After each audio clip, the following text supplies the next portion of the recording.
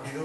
Efectivamente me pillaron de a última hora y bueno, aunque no es de cetáceos y soy el intruso, ¿no?, de las jornadas, como eran unas jornadas divulgativas y estábamos en el estrecho de Gibraltar, pues parecía interesante también contar algo sobre la migración de aves marinas y hablar un poquito de lo que son los vecinos, ¿no?, de los cetáceos, ¿no? Aquí esta foto que me han pasado los vecinos, pues se ven un par de delfines pulares y todos de oh, qué bonitos, pero aquí está la prueba de que además de los cetáceos pues hay otras cosas en el mar y yo es lo que les voy a contar, ¿no?, de un poquito lo que se sabe de migración aquí en el estrecho y voy a contaros una introducción pues a métodos de estudio de migración de marinas, un poquito de generalidades de su migración y un pequeño resumen de cómo es la migración aquí en el estrecho.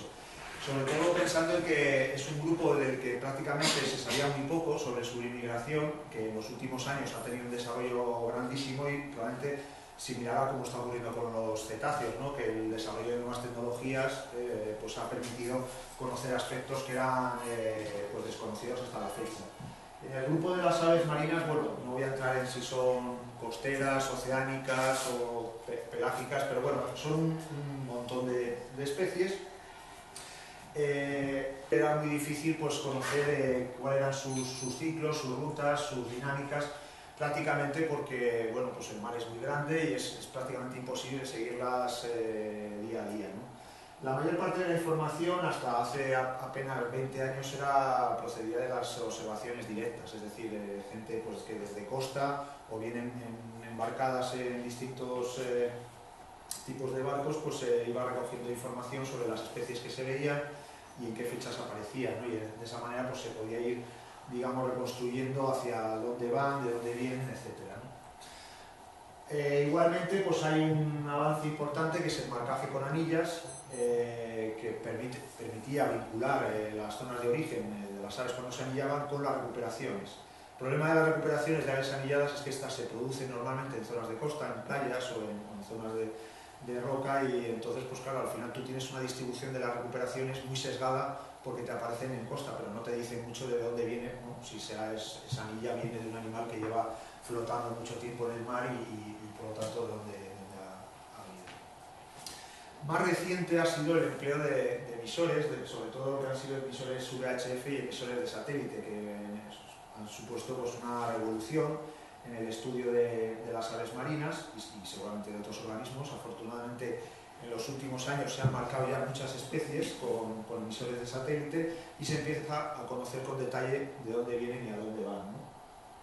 Lógicamente los emisores de satélite son todavía aparatos demasiado grandes, de hecho ahora los más pequeños creo que pesan 5 gramos, que ya es una revolución, pero eso te permite marcar aves pues a lo mejor de pesos superiores a los 100 gramos o así, es decir, todavía hay muchas especies que se quedan fuera del alcance de los emisores de satélite, ¿no? Pues, por ejemplo paíños o charranes o cosas así.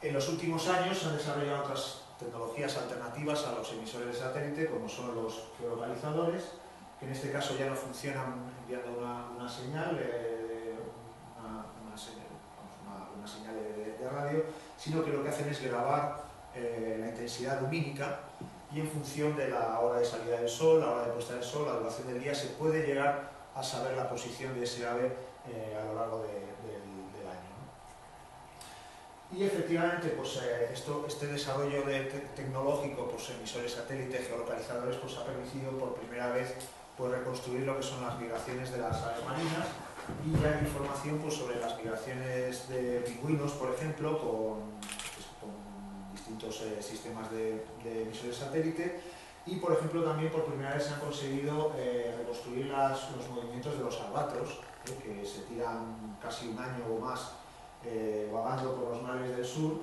por la zona de los 50-60 grados sur, ¿no?, de los rugientes, y prácticamente pues llegan a cebar a los pollos pues, una vez cada 2 meses o 3 meses y se tiran su vida pues, vagando por los mares, ¿no? Y esto prácticamente hasta hace muy poquito, hasta hace 20 años no se tenía ni idea de cuáles eran sus dinámicas.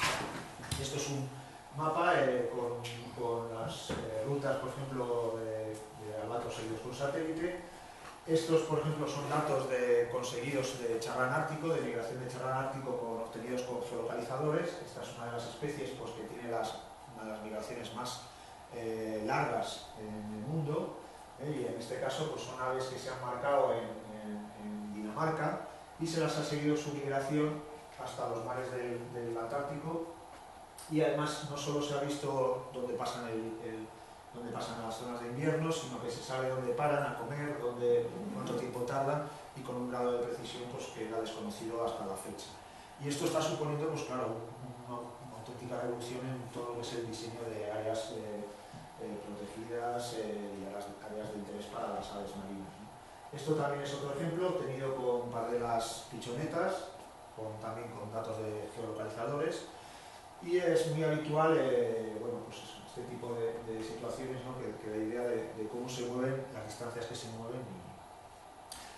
Bien, ¿qué hay detrás de estos desplazamientos? Hemos visto ahí a los albatros moviéndose por todo el círculo polar, hemos visto ahí a los charranes moviéndose desde el Ártico hasta el Antártico, vemos a las pardelas también moviéndose desde las colonias de Groenlandia o de Dinamarca prácticamente hasta Australia. Y bueno, pues claro, detrás de estos movimientos, de estas migraciones que hay, pues como en la mayoría de las migraciones, lo que hay es detrás una estacionalidad en la comida, y en este caso una estacionalidad en el mar, ¿no? Esto es un mapa de la producción primaria en el mar durante los meses de verano, y ahí veis pues, las concentraciones de fitoplancton pues, cómo se producen. La mayor parte de la producción primaria está localizada en el hemisferio norte, en las zonas más al norte, y si eso lo comparamos con la misma producción primaria en invierno, pues vemos cómo ha cambiado y se ha desplazado hacia el sur, hacia algunas zonas pues, de las costas de África o de Sudamérica, y precisamente digamos, movimiento, este desplazamiento en las zonas de comida, en las zonas de producción, pues es lo que van rastreando las aves marinas, igual que las aves marinas, pues los cetáceos, peces y otros organismos, ¿no? Bien, las aves marinas van rastreando esa comida, de hecho aprovechan las zonas de producción en el norte para reproducirse, y luego lo que hacen el resto del año es seguir esas zonas de producción, siguen ese fitoplancton, zooplancton, esos peces que hay detrás, y básicamente lo que hacen, gracias a la capacidad que tienen de vuelo, pues es rastrear y nomadear por el mar buscando esa comida.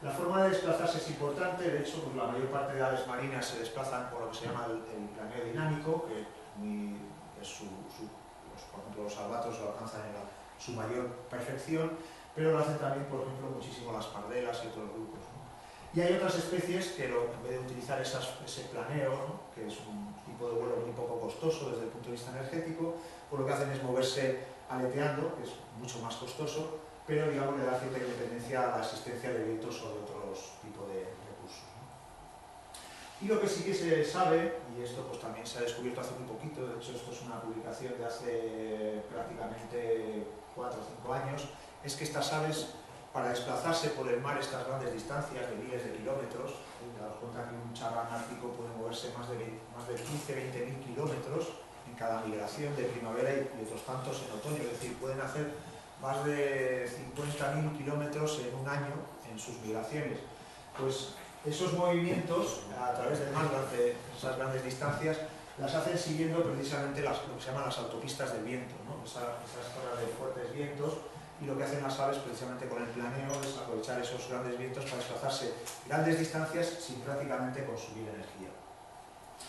Otra cosa que se ha descubierto gracias a estas tecnologías en los últimos años es la importancia de las gasolineras, es decir, aunque es muy poco costoso desplazarse de esta manera con los vientos, lo que sí que es verdad es que el ave aún así necesita combustible, necesita engordar, y se ha visto que en el mar también existen, igual que en tierra, existen gasolineras, o sea, zonas que utilizan las aves marinas para engordar y seguir su migración, ¿no? Y afortunadamente con estas tecnologías se ha podido identificar zonas de engorde en alta mar que utilizan pues, desde pardelas, albatros hasta paíños, pues, precisamente para realizar sus migraciones, ¿no?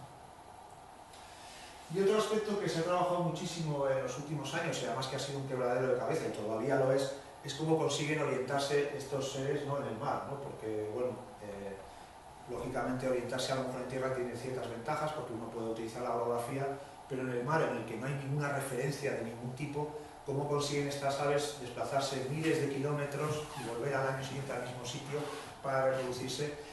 Y esto pues, ha sido también un quebradero de cabeza de cómo lo hacían, ¿no? Lo que se sabe actualmente es que las aves marinas, igual que muchas, bueno, que prácticamente todas las aves, utilizan el campo magnético para orientarse, utilizan también los elementos celestes, pues, la posición del sol o las estrellas, y en el caso de las aves marinas, como particularidad, se sabe que utilizan el olfato. Es el grupo de aves que tienen el bulbo olfativo en el cerebro más desarrollado y se sabe que utilizan el olfato para orientarse. Incluso que pueden detectar olores a decenas, centenas de kilómetros de distancia, y esto es un aspecto pues, que no era conocido hasta la fecha. En concreto, se sabe que las aves marinas, la mayor parte de las aves marinas son sensibles al dimetilsulfito, que es un producto derivado de la actividad del fitoplancton, y esas gases que se liberan en la actividad del fitoplancton los huelen las aves marinas y los rastrean. Entonces, digamos que en muchos casos ese movimiento en el mar sigue o consiguen orientarse por el olfato siguiendo esos gradientes químicos y en este caso pues, siguiendo algunos compuestos concretos.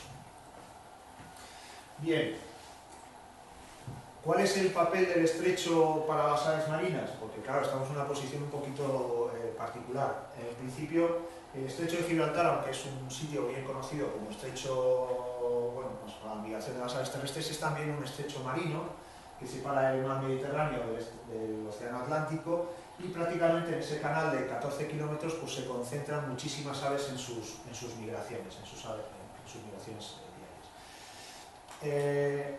Nosotros en la Fundación Migres desde el año 2003 estamos desarrollando seguimientos de aves marinas y costeras. Prácticamente lo hacemos desde costa, aunque se habían hecho estudios previos también desde embarcaciones. Se censan desde la isla de Tarifa, desde Punta Marroquí, y se censan a lo largo de todo el año, y luego se hace una campaña intensiva en la época del verano para la migración de las pardelas y ahora precisamente en octubre y noviembre para la migración postnupcial de aves marinas, ¿no? Y que si alguien está interesado pues le puedo dar más detalles. ¿Cuáles son las especies protagonistas de esta migración por el estrecho? Pues aquí las tenéis. Pardela cenicienta, que cruzan aproximadamente unos 700.000 individuos por el estrecho. La pardela balear, que cruzan aproximadamente unos 23-25.000 individuos. Alcatraces, aproximadamente más de 100.000 individuos. Luego, por ejemplo, alcas y frailecillos, más de 30.000 de cada.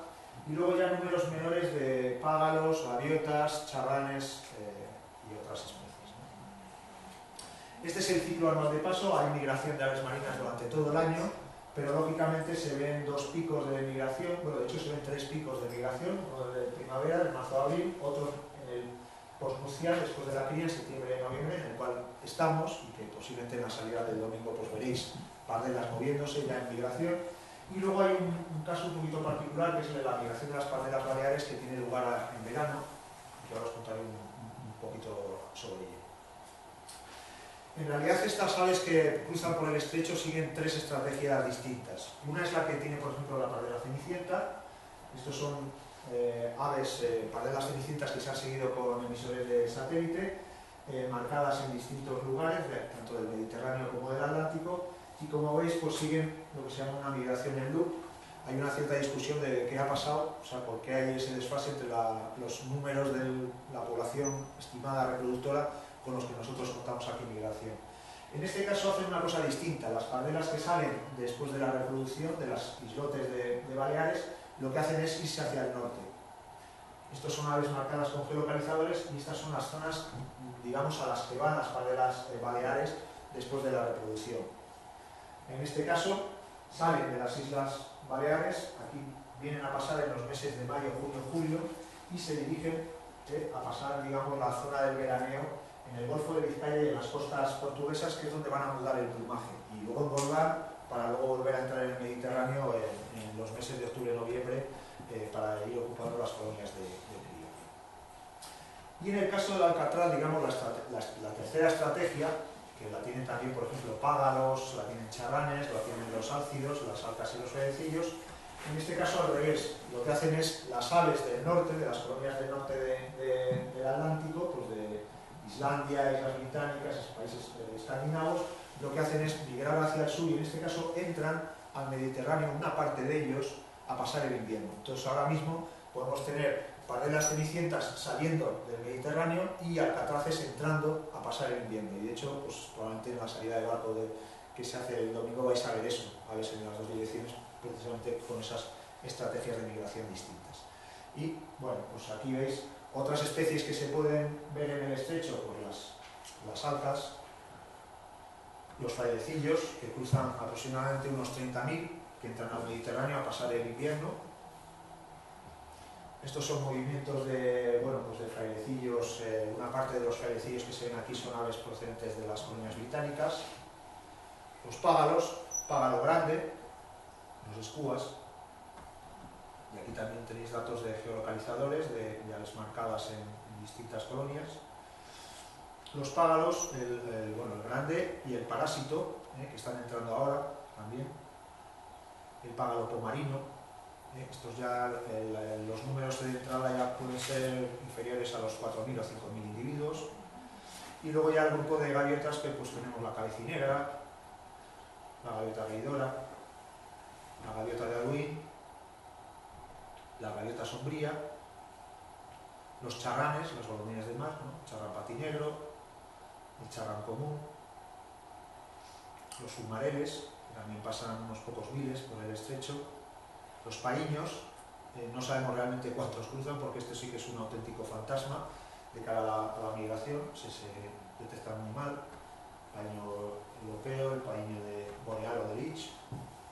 Y recientemente pues, se ha detectado también la entrada de paíños de Wilson, que es una especie que cría en el hemisferio sur y que migra hacia el norte.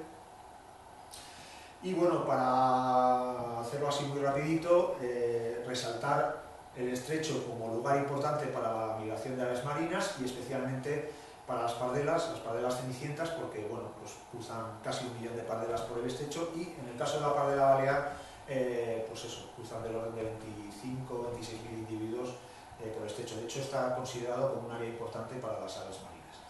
Y bueno, acabo y así nos doy mucho más rápido.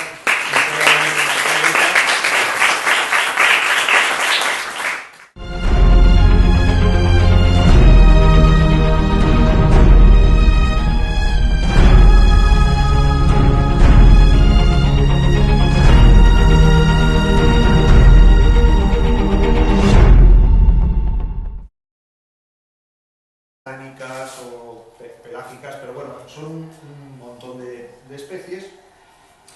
Era muy difícil pues, conocer cuáles eran sus ciclos, sus rutas, sus dinámicas, prácticamente porque bueno, pues el mar es muy grande y es prácticamente imposible seguirlas día a día, ¿no? La mayor parte de la información hasta hace apenas 20 años procedía de las observaciones directas, es decir, de gente pues, que desde costa o vienen embarcadas en distintos tipos de barcos.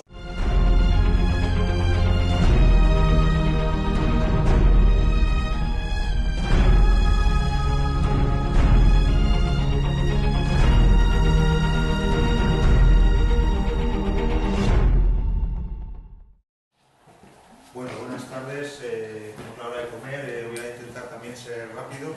Efectivamente me pillaron a última hora y bueno, aunque no es de cetáceos y soy el intruso, ¿no? de las jornadas, como eran unas jornadas divulgativas y estábamos en el estrecho de Gibraltar, pues parecía interesante también contar algo sobre la migración de aves marinas y hablar un poquito de lo que son los vecinos, ¿no? de los cetáceos, ¿no? Aquí esta foto que me han pasado a Recife, pues se ven un par de delfines gulares y todos de qué bonitos, pero aquí está la prueba de que además de los cetáceos pues hay otras cosas en el mar y yo es lo que les voy a contar, ¿no? Un poquito lo que se sabe de migración aquí en el estrecho y voy a contaros una introducción pues a métodos de estudio de migración de marinas, un poquito de generalidades de su migración y un pequeño resumen de cómo es la migración aquí en el estrecho.